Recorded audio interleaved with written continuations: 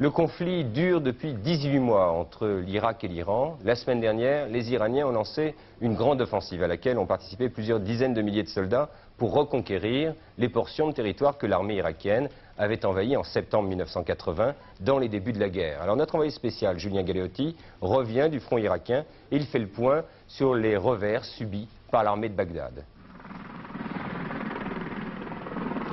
Quand nous avons pu parvenir sur les premières lignes irakiennes devant Boustan mercredi, la plus grande bataille qui a eu lieu au Moyen-Orient se terminait. Près de 100 000 soldats iraniens venaient d'être engagés sur un front de 60 km entre Boustan, Desfoul et Souz. Dans les dunes autour de nous, les soldats irakiens s'installent dans de nouvelles positions, à moins de 100 mètres des forces armées iraniennes. Aujourd'hui, les combats de chars et les pilonnages par artillerie ont cessé. Le front est devenu le domaine de l'infanterie et les combats se déroulent actuellement à l'arme légère. Des rafales de mitrailleuses et des roquettes sont permanentes. Au milieu de ces dunes, c'est un combat d'aveugles.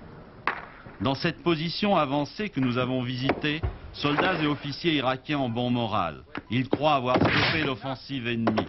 Et apparemment, cette unité ne m'a pas donné l'impression de la déroute. Pourtant, sur l'ensemble du front, les Irakiens ont reculé de plus de 10 km depuis le début de l'offensive iranienne.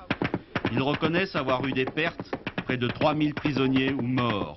Quant aux Iraniens, ils auraient eu plus de 8000 tués depuis le début de l'offensive, d'après une estimation faite par des ambassades occidentales à Bagdad. Sur le champ de bataille, près de la position que nous visitons, l'odeur est atroce. Plus d'une centaine de cadavres irakiens et iraniens sont abandonnés au milieu des dunes qui séparent les deux belligérants. Et ceux-ci continuent à concentrer de nouvelles forces en prévision des prochains combats.